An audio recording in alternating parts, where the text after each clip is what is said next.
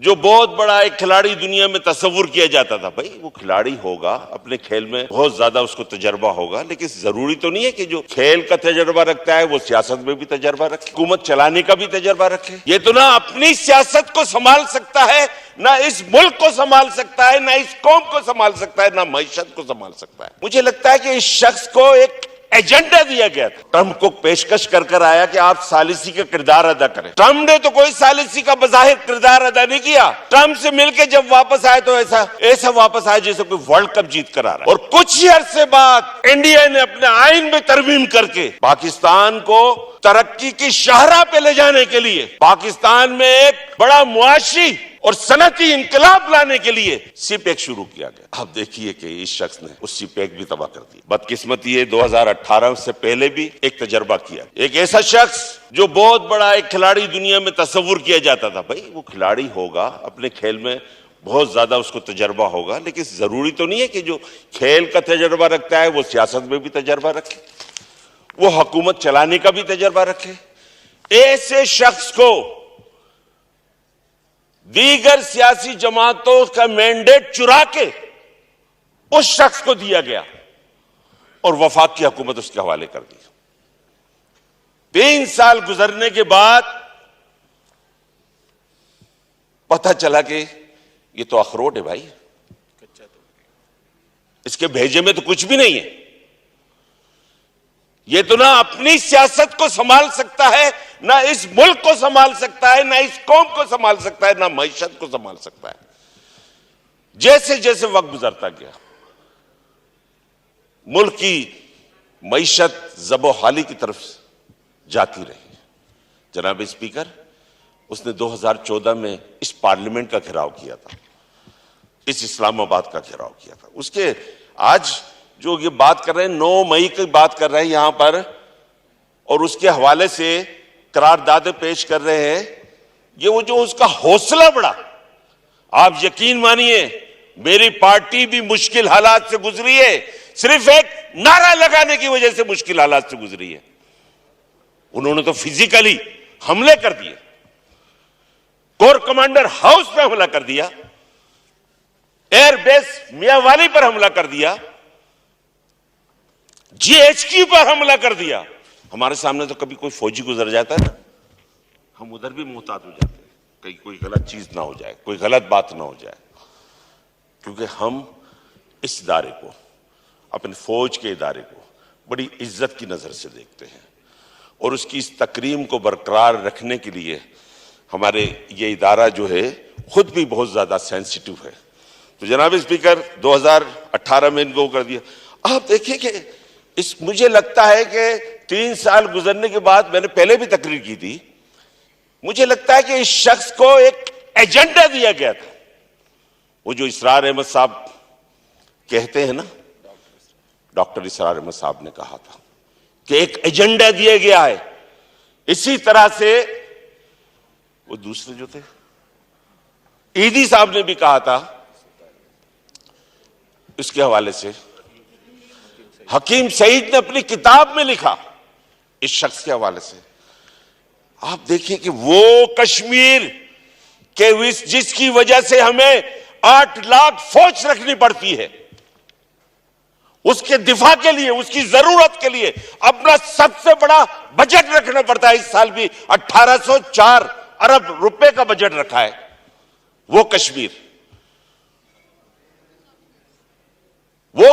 के जिसके लिए हम 75 साल से कह रहे हैं, आलमी इदारों के पास जाते हैं, यूएनओ से करारदादे मंजूर करवाई कि वो पाकिस्तान का हिस्सा है, ओआईसी के पास जाते हैं, वहां मंजूर कराते हैं कि वो पाकिस्तान का हिस्सा है।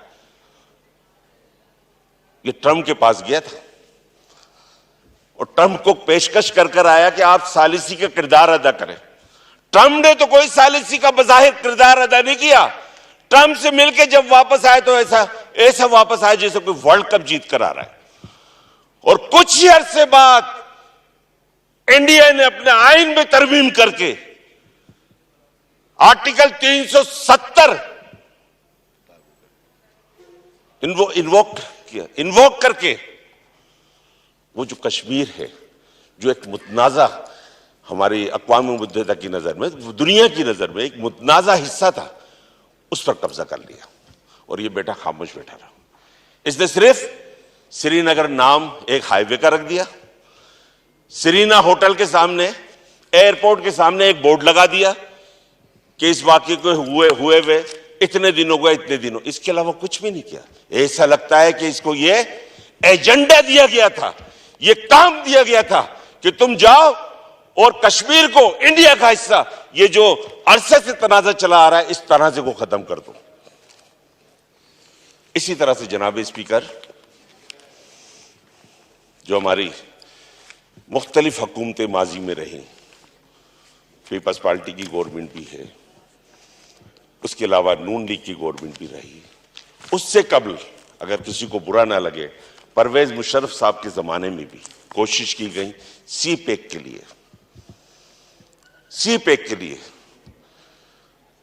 पाकिस्तान को तरक्की की शाहराह पे ले जाने के लिए, पाकिस्तान में एक बड़ा मुआशी और सनती इंकलाब लाने के लिए सी पैक शुरू किया गया। आप देखिए कि इस शख्स ने उस सी पैक भी तबाह कर दिया, सी पैक तबाह कर दिया। किस शख्स ने कि जिसको हमारे बहुत से ताकतवर हल्के के लोग बड़े शान से, बड़ी चाह के साथ इक्तदार में लाए थे, उसने, जिनके ऊपर सलामती की बहुत बड़ी जिम्मेदारी आयद होती है, उन लोगों ने जो है इसको यहां हमारे सरों पे मुसल्लत किया और इसने उस सी पैक को तबाह कर दिया। किसने तबाह किया भाई? किसी और ने तो तबाह नहीं किया।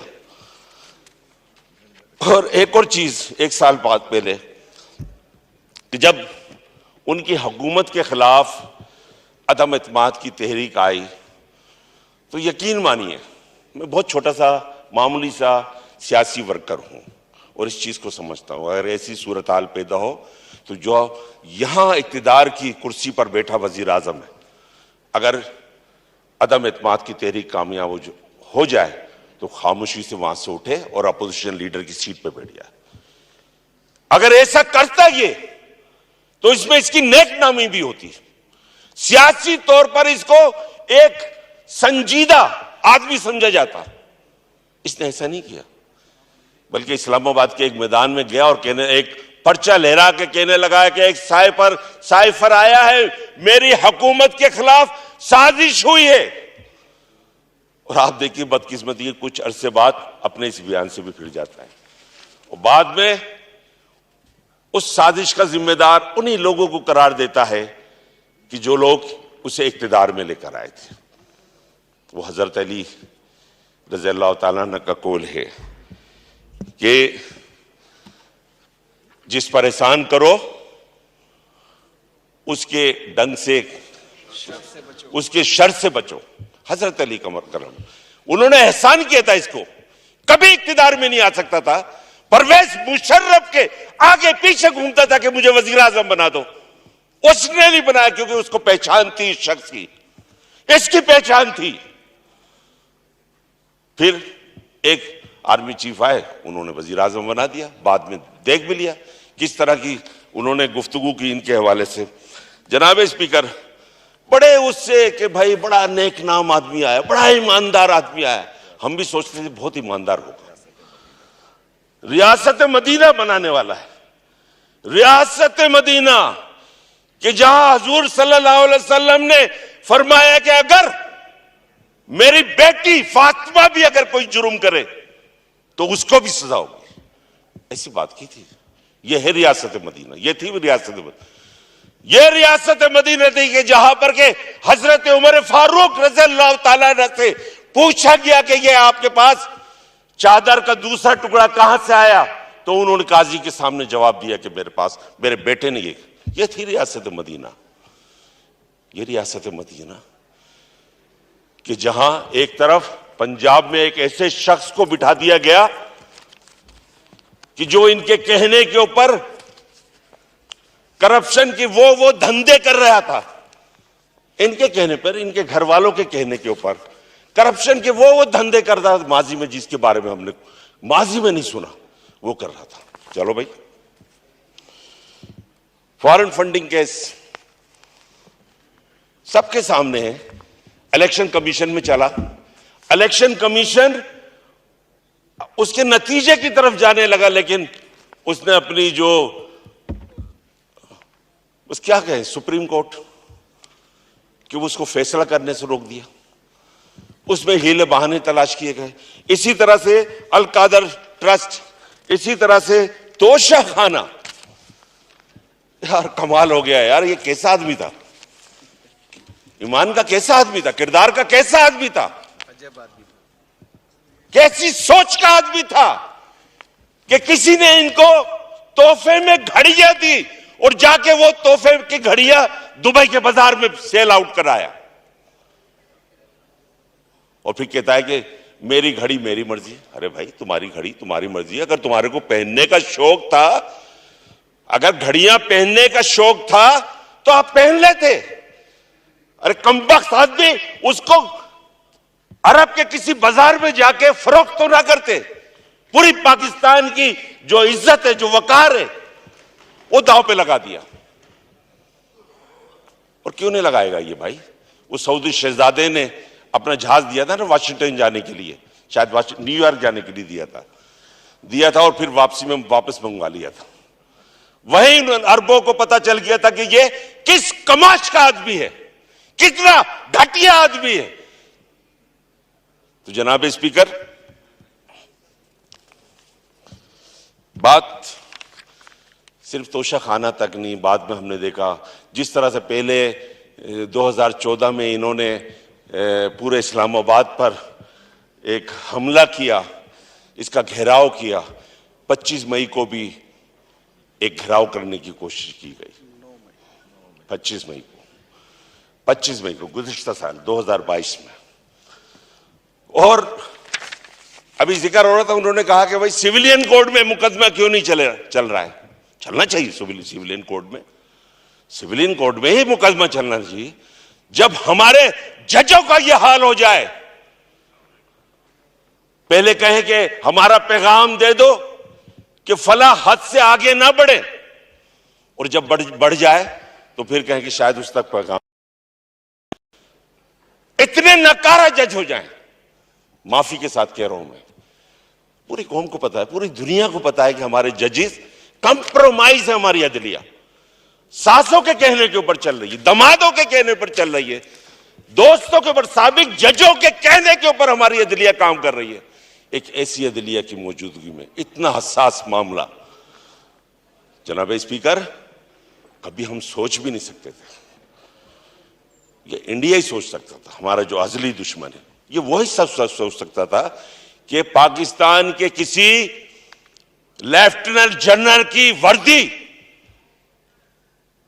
उसकी यूनिफॉर्म लाहौर के किसी लिबर्टी चौक के ऊपर इस तरह से लहराई जाएगी। ये पाकिस्तान का कोई मुहिब्बे वतन शहरी तो सोच भी नहीं सकता था। ये तो इंडिया की ख्वाहिश हो सकती थी, ये हमारे दुश्मनों की ख्वाहिश तो हो सकती थी। वो दुश्मन जो इंडिया में बैठे हैं या पूरी दुनिया में फैले हुए हैं, उन सबकी ख्वाहिश हो सकती है कि पाकिस्तान के जो फौजी हुक्काम हैं, जो जर्नल हैं, उनकी वर्दी को इस तरह से हवाओं में लहराया गया, उनकी पतलून को लहराया गया, उनकी कमीज को लहराया गया। बड़ी शर्म की बात है। ऐसे लोगों की तो फिर कुछ सजा होनी चाहिए। हमारे शोहदा के मुजस्मों की बेहुरमती करें, ऐसे लोगों की तो सजा होनी चाहिए। जनाब चित्राली साहब, आप किन के लिए मदद मांग रहे हैं? किन से अपनी मोहब्बत का इजहार कर रहे हैं? किन लोगों के लिए कह रहे हैं कि उनके आर्मी कोर्ट के अंदर इस सीक्रेट स्पेशल उसके सर्विसेज कोर्ट केस के तहत, उसके तहत जो है मुकदमा नहीं चलाया जाए, बल्कि आम अदालतों में लाया, आर्मी एक्ट के तहत आम अदालतों में कैसे चला ले? इतना बड़ा वाकया हो गया, पाकिस्तान का 9/11 हो गया, पाकिस्तान का 9/11 हो गया। आप सोचें कि जब 9/11 अमेरिका में हुआ था तो अमेरिका ने क्या कहा? अमेरिका ने कहा कि या तो आप हमारे साथ हैं या हमारे मुखालफत में। आज पाकिस्तान की फौज भी कह रही है कि जो लोग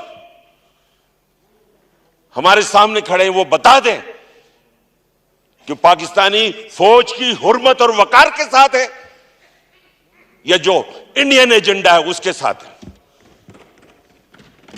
इसलिए तो है ये सारी चीजें।